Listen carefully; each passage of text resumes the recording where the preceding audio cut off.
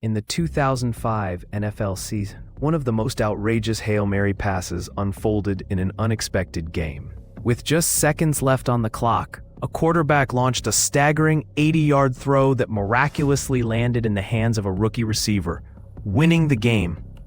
The catch was so electrifying it went viral, resulting in endorsements worth over $1 billion.